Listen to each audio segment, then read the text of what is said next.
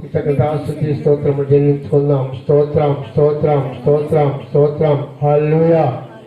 అదేవిధంగా ఈ దినంలో మనకంటే గొప్పవారు, ధనికులు, అధికులు అనేకులు ప్రభు చెంత చేరి ఉన్నారు. అట్టువారి లెక్కలు మనం ఉంచుగా సజీవుల లెక్కలు ఉంచినందుకు ఆ యేసయ్యకి కృతజ్ఞతాస్తుతి స్తోత్రము చెల్లించుకుందాం. స్తోత్రం స్తోత్రం స్తోత్రం స్తోత్రం. హల్లెలూయా. అదేవిధంగా ఆ దేవాది దేవుడు ఈ దినంలో మనకి మంచి వాతావరణం గురించాడు. ఉదయకాలం జీవిత సమయం దాకా మనం ప్రతి పని బాటలలో మన తోడుగా ఉన్నందుకు ఆ యేసయ్యకి కృతజ్ఞతాస్తుతి స్తోత్రం చెల్లించుకుందాం. స్తోత్రం స్తోత్రం స్తోత్రం. హల్లెలూయా. ప్రియా దేవుని బిడ్డలారా, ప్రియ దేవుని సంగమా, మీ అందరికీ కూడా యేసుక్రీస్తు నామములో మీ అందరికీ వందనాలు, శుభం తెలియజేస్తున్నానండి. పేరు వచ్చినందరూ కూడా ఈ దినము దేవుడు మనకు అనుగ్రహించిన వాక్య భాగము సామెతల గ్రంథము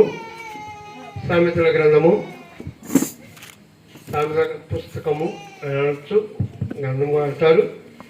1వ అధ్యాయము 23వ వచ్చిన భాగంలో ఉంది. 1:23 సామెతల గ్రంథము 1వ అధ్యాయము 23వ వచనము. నా గద్దింపు విని తిరుగుడి, ఆలకించుడి, నా ఆత్మను మీ మీద కుమ్మరించుదును, నా ఉపదేశమును మీకు తెలిపెదను. దీనికి స్తోత్రము కలుగును గాక. హల్లెలూయా. ఇక్కడ దేవుడు మనతో 3 మాటలు మాట్లాడుతున్నాడు. మనము ఏం చేయాలంట? ఆయన గారికి ఆయన గద్దిస్తూ ఉంటాడు. ఆయన గద్దిస్తూ ఉంటాడు. దేవుడు ప్రేమించిన బిడ్డలని ఆయన గద్దిస్తూ ఉంటాడు. దేవుళ్ళకి రావాలని, ఆయనలో మనం జీవించాలని ఆయన ప్రేమించిన బిడ్డల్ని దేవుడు గద్దిస్తూ ఉంటాడు. ఆయన గద్దిస్తూ ఉన్నప్పుడు మనము నాకెందుకు దేవుడు శిక్ష పెట్టాడు, ఎందుకు ఇలా శోధన పెట్టాడని మనం అనుకుంటాం. కానీ దేవుడు నిన్ను బలముగా వాడుకోవటానికి, దేవుళ్ళో ఆయన కుమార్తెలుగా నిన్ను జీవించజేయడానికి నీకు కొన్ని శ్రమలు పెడతాడు, కొన్ని కష్టాలు పెడతాడు, కొన్ని బాధలు పెడతాడు. అవి ఓర్చుకుంటే మన దేవుడు ఆశీర్వదిస్తాడు. అప్పుడు మనం నీ కష్టం వస్తేనే ఏదైనా వేరే వారి కాడికి వెళ్ళగలం. నీ కష్టం బాధ వస్తేనే నువ్వు వేరే వారి కాడికి వెళ్ళగలం. నీ కష్టం బాధ వస్తేనే, నీ సమస్య వస్తేనే నీ సమస్య చెప్పుకోవడానికి ఎదుటివారి కాడికి వెళ్ళగలం. అలాగనే ఆయన గద్దిస్తూ ఉన్నాడు. ఆయన ప్రేమిస్తున్న బిడ్డలు గద్దిస్తున్నాడు. అది ఒక్కసారి చూద్దామండి. మనము ఆ వాక్యం ఆ వాటిలో 2-3 సమయాన్ని బట్టి నేను నీకు ఆ 3 మాటలు చెప్తాను. చూద్దాం. నా ఎదుగురాలు ఉన్నాడు కదా, ఎహెజ్కేలు గ్రంథము 18వ అధ్యాయము. ఎహెజ్కేలు గ్రంథము 18వ అధ్యాయము తీసారండి. 27 నుంచి 37 దాకా చదివితే మనకి అర్థమవుతుందండి. ఎహెజ్కేలు గ్రంథము. మరియు దుష్టుడు తాను చేయొచ్చు వచ్చిన దుష్టత్వము నుండి మరలి నీతి న్యాయములను జరిగించిన ఎడల తన ప్రాణము రక్షించుకొను. దేవుని స్తోత్రము కలుగును గాక. మనం ఏం చేయాలంట? ఇక్కడ ఏమంటున్నాడు దేవుడు? మనతో ఏం మాట్లాడుతున్నాడు? మరి దుష్టుడు తాను చేయొచ్చు వచ్చిన దుష్టత్వము నుంచి, దేవునికి వ్యతిరేకమైన కార్యాలు, మనుషులకి వ్యతిరేకమైన కార్యాలు, పాపలోకంలో మనం అనిపిస్తున్న జీవితాన్ని విడిచిపెట్టమంటున్నాడు. అవునా కదా? దుష్టత్వము నుంచి మరి మీరు దుష్టుడు తాను చేసి వచ్చిన దుష్టత్వం నుండి మరలి నీతి న్యాయములను జరిగించిన, నీతిగా అవన్నీ పాపాన్ని నుంచి వదిలిపెట్టి, పాప జీవితాల నుంచి విడుదలపెట్టి, ఆ దుష్ట ఆలోచన విడుదలపెట్టి, దేవునికి వ్యతిరేక మార్గంలో నడవకుండా ఉండి తర్వాత విడిచిపెట్టి ఆయనలోకి వస్తే నీతి న్యాయం, నీతిగా యథార్థంగా నీతిగా జీవించమన్నాడు, న్యాయంగా ఉండమంటాడు. నీతి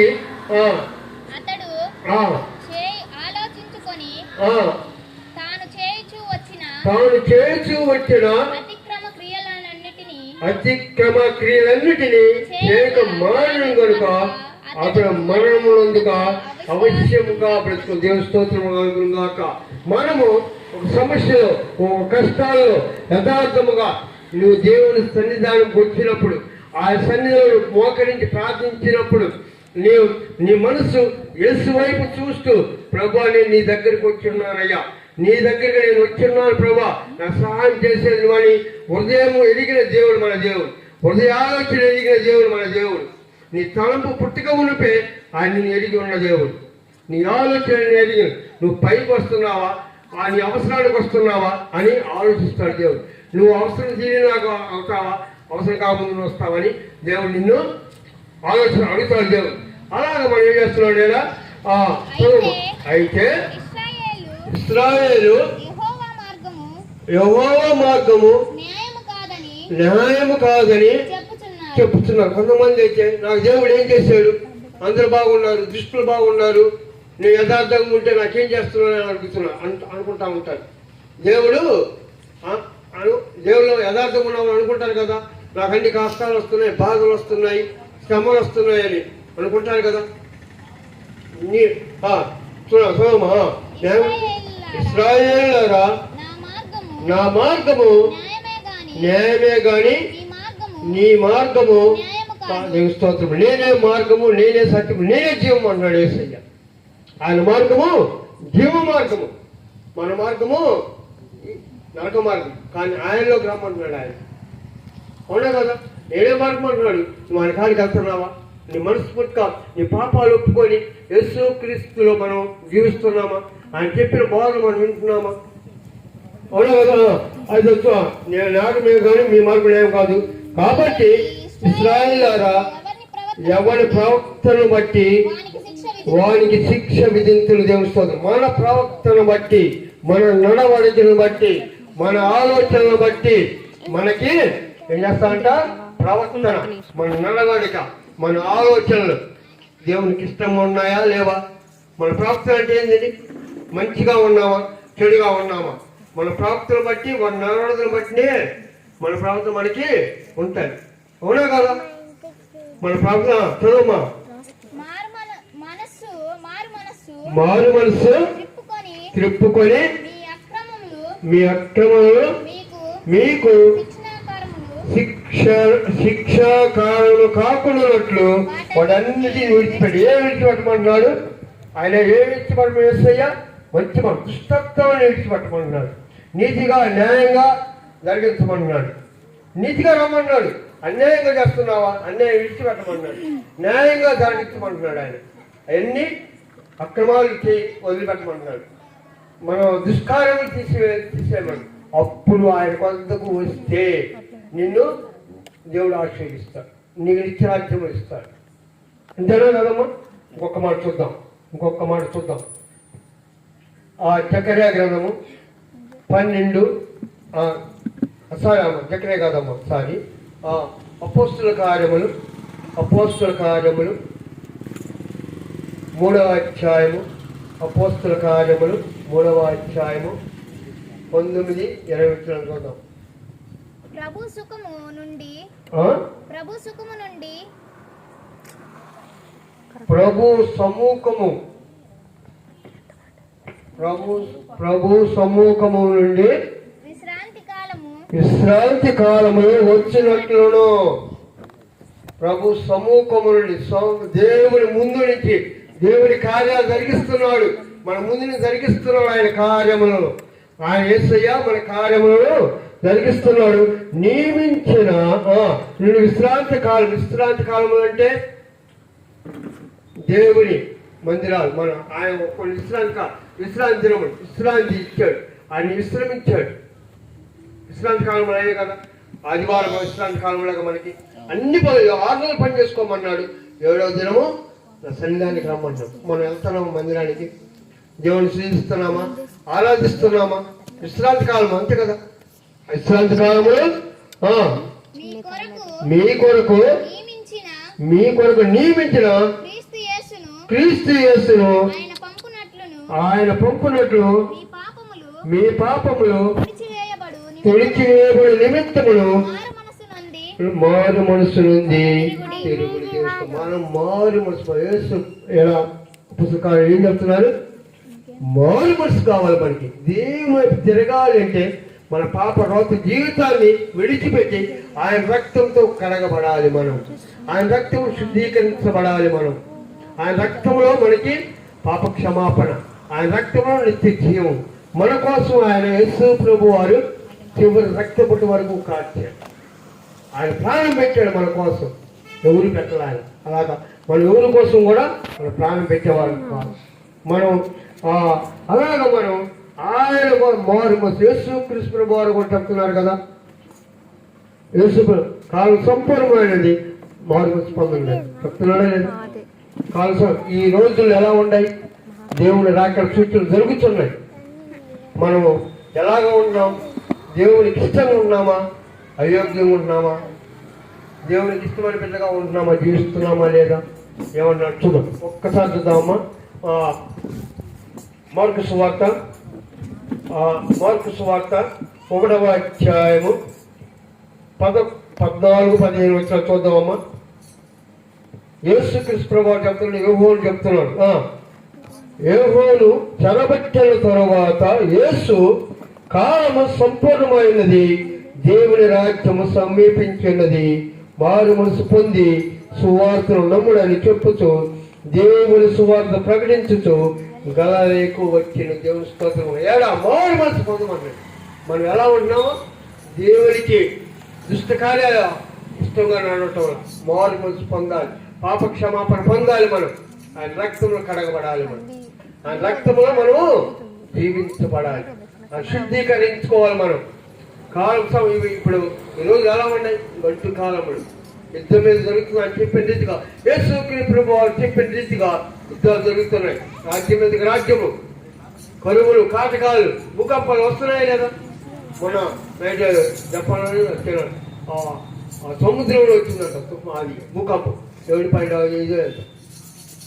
అదే కొట్టే తుఫాను చాలా తొందరగా ఉందంటారు. కానీ అది సముద్రం వచ్చింది కాబట్టి అదే భూమి మీద కానీ కొట్టే కొన్ని వేల మంది చనిపోయేవాళ్ళు అంటున్నారు. కానీ మనం తెలుసుకోవాలి, కాలం సమీపించింది. మారు మనసు, పాప క్షమాపణ, దేవుని కాడిగా మన పాపాలు ఒప్పుకొని నీతిగా, నిజాయితీగా, యథార్థంగా బతికితే దేవుడు ఆయన దగ్గరికి రమ్మంటున్నాడు. మనం వెళ్ళాలి. మనం ఆయన అప్పుడు నా దగ్గర రండి, నీకు నిత్య రాజ్యము, నిత్య జీవాన్ని ఇస్తాను అంటున్నాడు దేవుడు.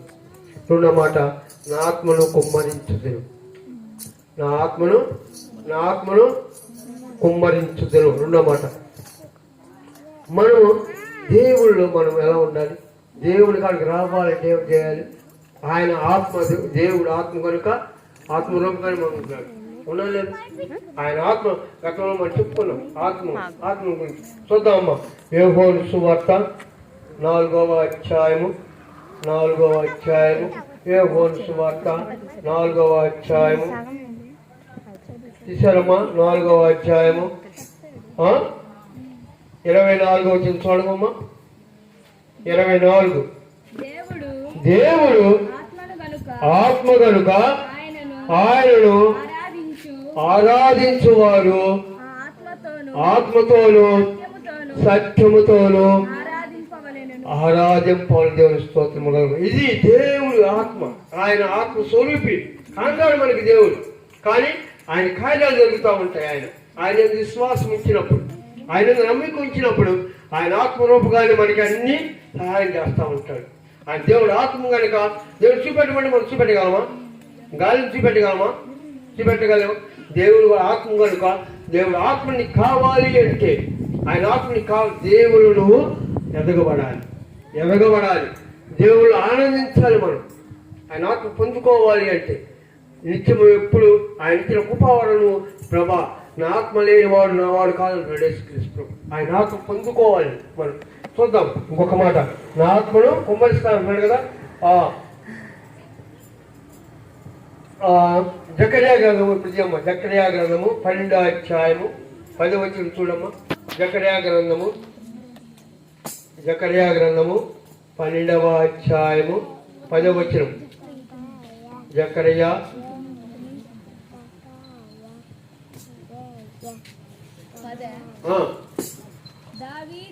దావీదు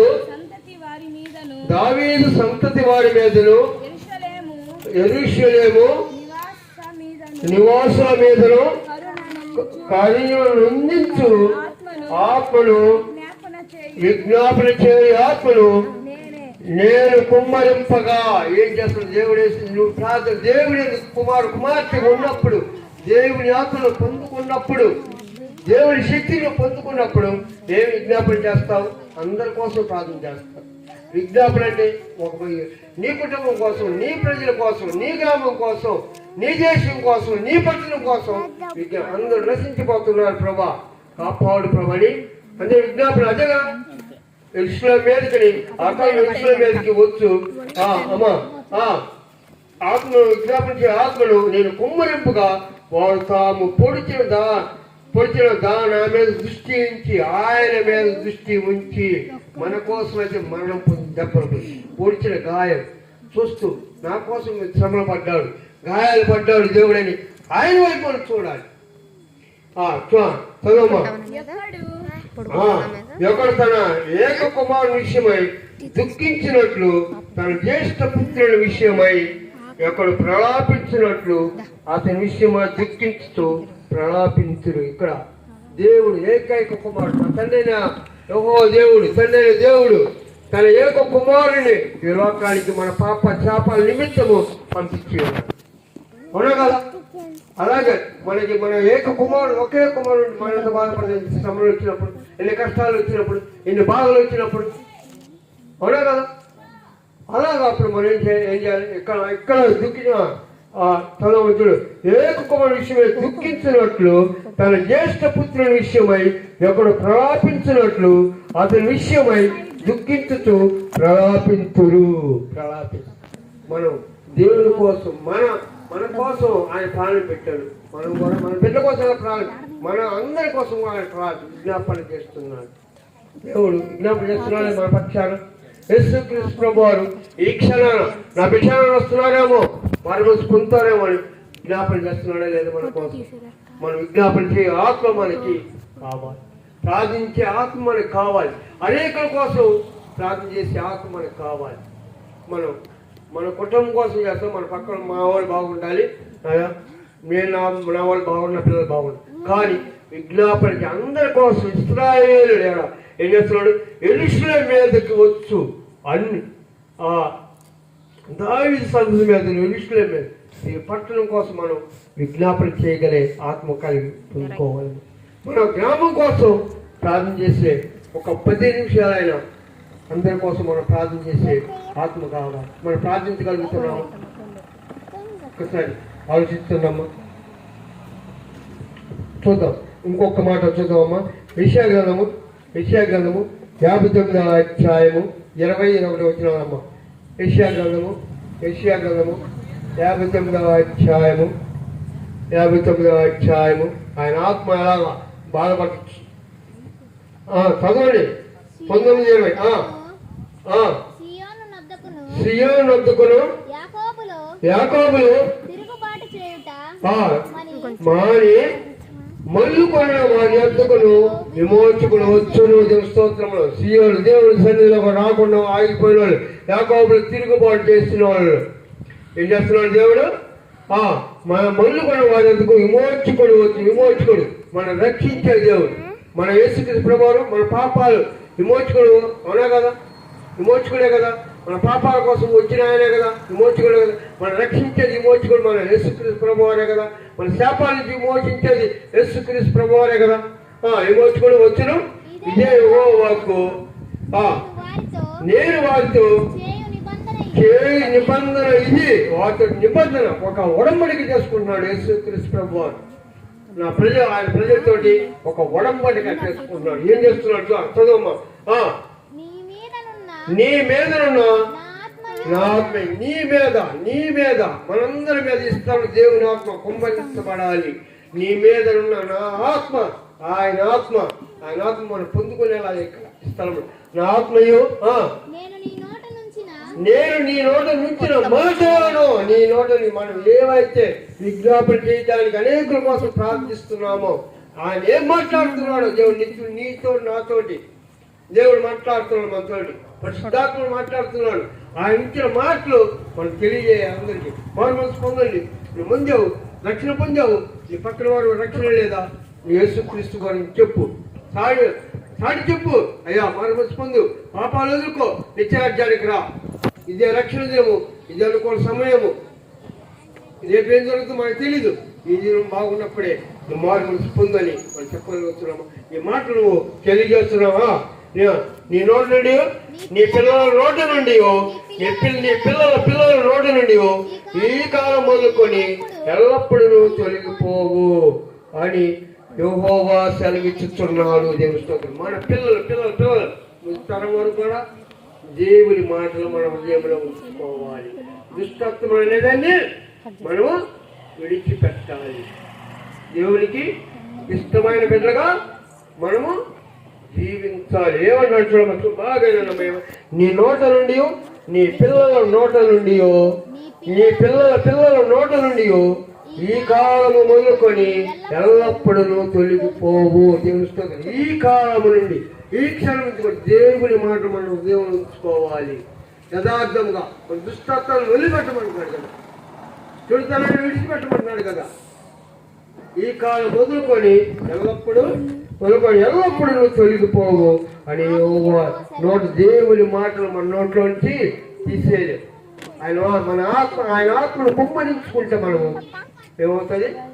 దేవుని మాటలు మనతో మాట్లాడతాడు. పరిశుద్ధాత్ముడు మనతోటి మాట్లాడతాడు. ఇంకొక మాట చూద్దామమ్మా. ఇర్మియా గ్రంథము 31వ అధ్యాయము 9-10 వచ్చాను చదువమ్మా. ఇర్మియా గ్రంథము 31,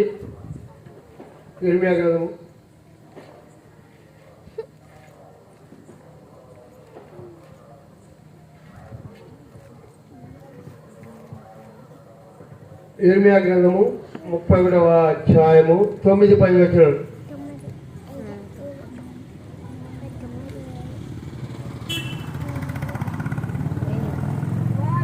వారు ఏడ్చుచు వచ్చెదరు, వారు నన్ను ప్రార్థించుచుండగా నేను వారిని నడిపించుదు.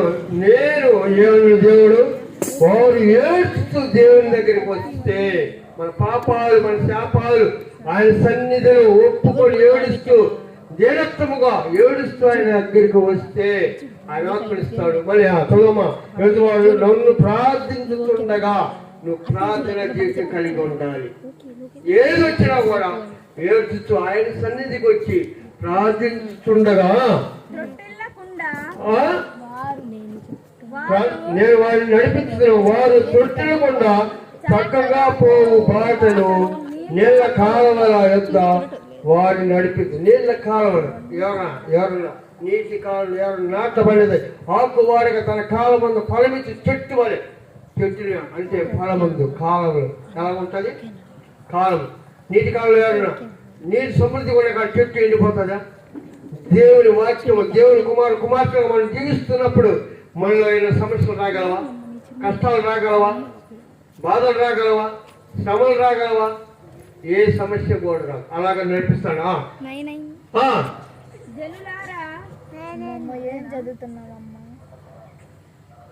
ఇశ్రాయేలుకు నేను తండ్రిని కానా, ఎఫ్రాయిము నా జ్యేష్ఠ కుమారుడు గాడా. 10వ వచనము. జనులారా యెహోవా మాట, దేవుని మాట ఆలకించండి, వినండి. ఏం చెప్తున్నా? దూరమైన దీపములోని వారికి దాని ప్రకటింపుడే. ఇశ్రాయేలు చెదరగొట్టిన వాడు వాని సమకూర్చిన గొర్రెల కాపరి తన మందను కాపాడునట్లు కాపాడునని తెలియజేయడు. దేవుని స్తోత్రము. ఇశ్రాయేల్లో నుంచి, ఇశ్రాయేల్ జనం దేవుని బిడ్డలో నుంచి చెడగొట్టాలని కొంతమంది ప్రయత్నిస్తూ ఉంటారు. దేవుని కాడికి వెళ్దామంటే ఇప్పుడు కాదు వెళ్దాం అనుకుంటూ ఉంటారు.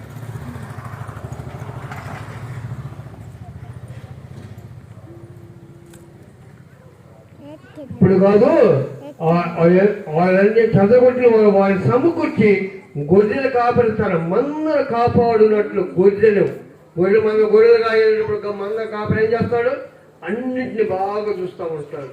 ఒక్కడు తప్పిపోయినా కూడా ఎత్తుకులాడుతూ ఉంటాడు. అది వచ్చిందాకా నిలబడతాడు. మేతకి వెళ్ళినప్పుడు ఒకటి ఆగిపోతుంది, రెండు ఆగిపోయినా కూడా వాటి వచ్చిన అన్ని మందులు కలుపుకున్నాం. అలాగనే మనం కూడా దేవుడు మన కాడికి అందరూ సమకూరుస్తాడు. వాడు సమకూర్చి గొర్రెలు కాపుతారు మందులు కాపాడినట్లు కాపాడు తెలియజేయడు. దేవుడి కాడికి నువ్వు వస్తే ఆయన యందు నువ్వు విజ్ఞాపన ఏడుస్తూ ప్రార్థన చేస్తే నువ్వు అందరినీ కూడా సమకూరు, నీకు శ్రమలు కష్టాలు ఏ లేకుండా చేస్తాడు. చివరిగా సమయం ఎంతైందమ్మా? 9. సరే, చివరిగా ఏప్రిల్ రాసిన పత్రిక 9:3 ఏప్రిల్ రాసిన పత్రిక 12వ అధ్యాయం 9-10 వచ్చిన చదువుతామా? ఏప్రిల్ రాసిన పత్రిక 12వ అధ్యాయము, ఏప్రిల్ రాసిన పత్రిక 12వ అధ్యాయము 9-10 వచ్చినారు.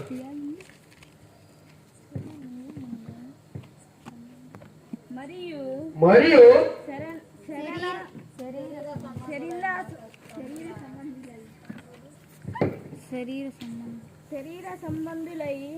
శరీర సంబంధులైన మనకు శిక్షకులై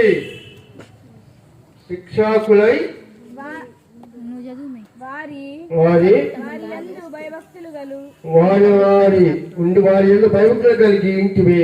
అట్లయితే ఆత్మలకు తండ్రి అయిన వారికి మరి ఎక్కువ లోబడి బ్రతుకవలని కదా. ఇక్కడ ఏం చెప్తున్నాడు దేవుడు?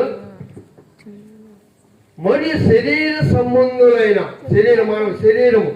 మన శరీర సంబంధులు మనం అందరం కూడా శరీర సంబంధమే కదా. ఆ సంబంధములైన తండ్రులు మనకు శిక్షకులై, తండ్రులు కుమార్తెలను శిక్షిస్తూ ఉంటారు. తప్పు చేస్తే, ఏదైనా తప్పు చేస్తే శిక్షిస్తూ ఉంటారు. మాస్టర్లు స్కూల్లో తప్పు చేస్తే మాస్టర్లు గద్దిస్తూ ఉంటారు. ఈ మనం చేసే ఆఫీసులో కూడా వాళ్ళు కూడా గద్దిస్తూ ఉంటారు. ఈ తప్పు చేసి ఈ తప్పు, అలాగనే గద్దించినట్లు శిక్ష మనకు శిక్ష ఉండే వారి యందు భయభక్తులు కలిగి ఇంటివి. వారి యందు మనకంటే పెద్దవారి ముందు భయభక్తి కలిగి ఉన్నాం. వాళ్ళంటే భయపడతా ఉంటాం, తల్లిదండ్రులను కూడా భయపడతా ఉంటాం. మనం కూడా జాగ్రత్తగా ఈ వాక్యం నేను ముగిస్తున్నాను. ఉంటేనే భయభక్తులు ఉంటేనే అట్లయితే ఆత్మలకు తండ్రి అయిన వారికి మరి ఎక్కువ లోబడి బ్రతుకోవాలని కదా. నిన్ను నన్ను ఆయన ఆత్మ లేని వాడు, ఆయన ఆత్మ మనం పొందుకున్నప్పుడు, మనకు కావాలనుకున్నప్పుడు మన ఆత్మను కాసేవాడు. ఈ లోకంలో మాలిన్యం అంతకుండా మనల్ని కాపాడే దేవుడికి మనం ఎంతగా భయపడాలి. అవునా కదా? మనము ఎంతగా భయపడాలి దేవుడికి. మన ఆత్మను కాసేవాడు, మనల్ని నిన్ను కాపాడే దేవుడు, మనల్ని రక్షించే దేవుడు. అట్లయితే ఆత్మకు తండ్రి అయిన వాడికి మరి ఎక్కువ లోబడి బ్రతుకోవాలి కదా. వారు కొన్ని దినముల మట్టుకు తమకిష్టం వచ్చినట్టు మనల్ని శిక్షించరు గాని మనము తన పరిశుద్ధతలో పాలు పొందవల్లని మన మేలు కొరకై ఆయన శిక్షించుతున్నాడు. దేవుని స్తోత్రము గాక. మొత్తం ఆయన ఆజ్ఞించాడు మనల్ని ఆయనలో జీవించాలని. యోగో గద్దించు మనుషుడు ధన్యుడు. అవునా కదా? ఏమంటున్నాడు ఇక్కడ? పౌలు మనం మీరు మేలు కొరకు ఆయన మనం దేవుడు కష్టం పెట్టేది, దేవుడు మనల్ని కష్టపెట్టేది ఎందుకు? మనం శిక్షించడానికి, మనం మేలు పొందటానికి. ఆ యొక్క వచ్చిన బాగా నేను చెప్పి ముగిస్తాను. మనం ఏపు గ్రంథం తీస్తే ఏపు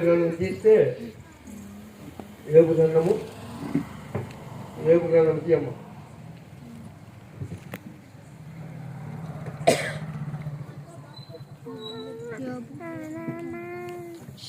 5వ అధ్యాయము 17 వచ్చిన చూడమ్మా. 17, 18 వచ్చిన చూడమ్మా. దేవుడు గద్దించు మనుషుడు ధన్యుడు. దేవుడు గద్దిస్తున్నాడు నిన్ను నన్ను. ఈ దేవుళ్ళకు రావాలని ఆయన శ్రమలు పెడుతున్నాడు, ఆయన కష్టాలు పెడుతున్నాడు, గద్దిస్తున్నాడు.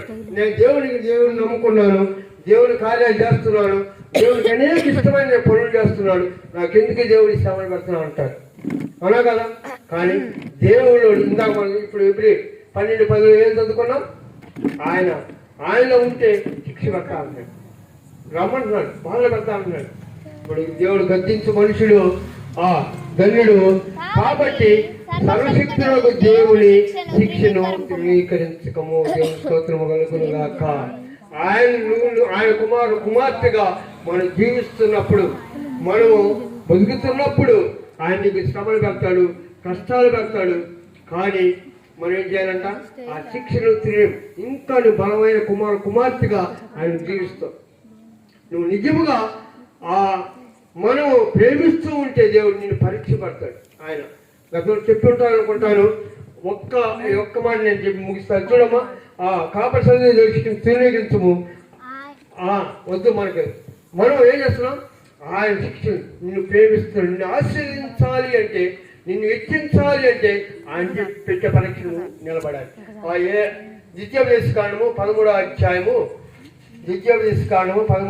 3వ వచనంలో చివరిలో లైన్లో ఉంటుంది. చూడమ్మా, 13 ద్వితీయోపదేశకాండము 13:3 చివరిలో ఉంటుంది. చూడు, చివరిలో నేను చదువుతాను చూడండి.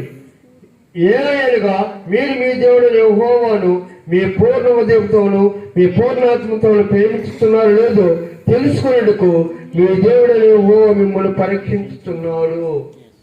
నేను స్తోత్రములు కలుగును గాక. అవునా కదా? మన దేవుని నిజముగా ప్రేమిస్తాం. మన కుమార్తెను ప్రేమించినట్లు మన దేవుని ప్రేమించగలుగుతున్నామా? యేసుని ప్రేమించగలుగుతున్నామా?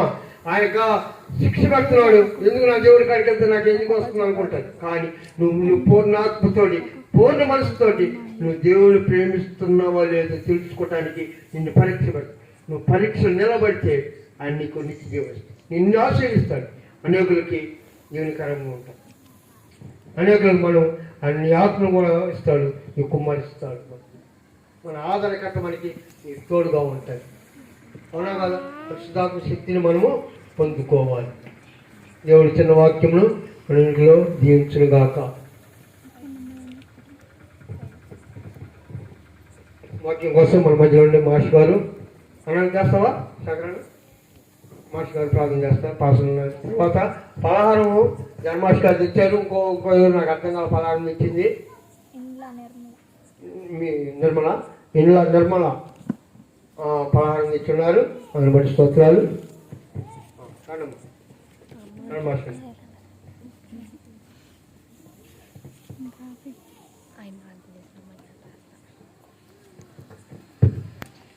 కళ్ళు వచ్చినట్టయితే ప్రార్థన చేసుకున్నామమ్మా. ప్రేమ నమ్మకం గల మా ప్రియ పరలోక తండ్రి, దయగల యేసుక్రీస్తు పరిశుద్ధ ఆత్మ తండ్రి, కృపగల కనికరం ప్రభా స్తోత్రం ఉన్నాయా. ఇంతవరకు చేసిన మేలుని బట్టి ఎంతో స్తోత్రం చెల్లిస్తామయ్యా. పాస్టర్ గారి ద్వారా చక్కటి వర్తమానం లేఖ వాక్యాలు మాకు తెలియజేసిన దాని బట్టి స్తోత్రం. ఆయన ప్రతి ఒక్కరిని ఆయన దుష్టత్వం ఆయన పరిశుద్ధంగా నీతిగా ఉన్నప్పుడు నాయన మరి శ్రమలు కలుగుతాయి. శ్రమల్లో కూడా నాయన మీరు ఎంతో మాకు ఊరటిస్తారని వాక్యం సెలవిస్తుంది ప్రభా. నాయన ఆ విధంగా నాయన ప్రతి ఒక్కరు నాయన దుష్టత్వం మానేసి రక్షణకి వచ్చి ప్రభా మరి శ్రమలైన కష్టమైన నాయన మీ ఎందుకు భయభక్తులుగా జీవించబడేలాగా మమ్మల్ని అందరినీ తీర్చిదిద్ది రక్షించి కాపాడమని ప్రార్థిస్తాను. దయగల మా తండ్రి మా ప్రభా నాయన ఆది నుంచి ఇంతవరకు చేసిన మేలంటి పడుతున్నాను నాయన. బిడ్డలు నాయన చక్కగా పాటలు పాడినారు నాయన. మరి నేను కొత్త గాయకులు వచ్చి పాటలు పాడారు నాయన. మరి వాళ్ళు కొంచెం ఎక్కువ సమయం తీసుకుని ఉంటే బాగుంటుంది ప్రభా నాయన. మరి వాళ్ళు ఒక పాటతోనే ముగించారు. ఆయనను తనలో మన గురించి మంచిగా ఆయన కాపాడి ఆశీర్వదించాలని ప్రార్థిస్తున్నాను. ప్రార్థన చేసిన బిడ్డలను కూడా మీరు ఆశీర్వదించి కాపాడను. దయగల మంత్రులు వాయించిన బిడ్డలను మరి మైక్ శబ్దం మరి అనుభవించిన వారిని కూడా మీరు జ్ఞాపకం చేసుకొని కాపాడి ఆశీర్వదించాలని ప్రార్థిస్తున్నాను. దయగల మంత్రులు పాస్టర్ గారిని మీ ఆత్మతో అభిషేకించి ఆయన స్వార్థ సేవ చేస్తున్నాగనైనా మరి తోనడుగుండి కాపాడు. అనేకులను రక్షణకి నడుపులాగిన మీరు వాక్యాభివృద్ధి కలగజేసి దీవించమని ప్రార్థిస్తున్నాను. మాకు ఇచ్చిన సమయాన్ని బట్టి ఎంతో వందనం చెల్లిస్తాను. దయగల మొత్తం వచ్చిన బిడ్డలందరినీ వారి కుటుంబంలో ఆశీర్వదించి దీవించి రక్షించి కాపాడని ప్రార్థించిన బిడ్డలను యవనస్తులను మధ్యవయస్కులను జ్ఞాపకం చేసుకుని వారికి కావాల్సిన ప్రతి అవసరం తీర్చి మేలుకరంగా ఆశీర్వదించి ముఖ్యంగా రక్షణ భాగ్యం తెచ్చామని ప్రార్థిస్తున్నాను. దయగల మొత్తం చిన్న బిడ్డలకు తోలిన కాపాడిన ఎవరి బిడ్డలైనా వాక్యం ధ్యానించుకునేలాగా వారికి నేర్పించమని ప్రార్థిస్తున్నాం. మధ్య వయసులో కూడా జ్ఞాపకం చేసుకుని సంపూర్ణ రక్షణ దగ్గర నడిపించి మేలుకరంగా జీవించడానికి నా కృప చూసి కనిపించి కాపాడినాను. ఇక్కడ వరకు నిర్మలం ఉంటున్నాం ప్రభావం. ఎప్పుడో మీరు అక్కడ ఎప్పుడో మాకు తెలియదు కానీ ప్రభానైనా మేము పరిశుద్ధంగా నీతిగా మా కాలము వెళ్ళబుచ్చులాగా మమ్మల్ని ఆశీర్వాదం దీవించి రక్షించి కాపాడమని ప్రార్థిస్తున్నాం. దయగల మా తండ్రి వచ్చిన బిడ్డలందరూ పడుతున్నాము. వారికి బలహీనతలని దూరపరిచిన ఆయన బలమైన శక్తి ఆరోగ్యం తెచ్చిన ప్రభావం సంపూర్ణ స్వస్థత తెచ్చిన ప్రభావం నా తన మా మామిడి పవన్ ఒంగోలు ప్రకాశం ఆంధ్రప్రదేశ్ భారతదేశం అంతా రక్షణ ప్రపంచ దేశంలో జ్ఞాపకం చేసుకుని యుద్ధాలు కరువులు కాటకాలన్నింటిలో నాయన మీరు తోనేయడం అందరినీ కాపాడుతున్న విధానం పడిస్తోతున్నాను. భవిష్యత్తు కూడా తోనేయడం మాకు మేలు దేవుని నుంచి కాపాడినైనా లాభం నాయన మంగళవారం దినం వరకు నాయన మమ్మల్ని అందరినీ సజీవుల లెక్క నుంచి మెట్టు కనపరుచుకొని ఆడపగిన తెచ్చమని ప్రార్థన వినపోవడం మా రక్షకులు నీ ప్రేమ జీవంగల యేసుక్రీస్తు పరిశుద్ధ నామమున మిక్కిలి ప్రార్థించడం వెళ్తున్నాం తండ్రి. ఆమేన్.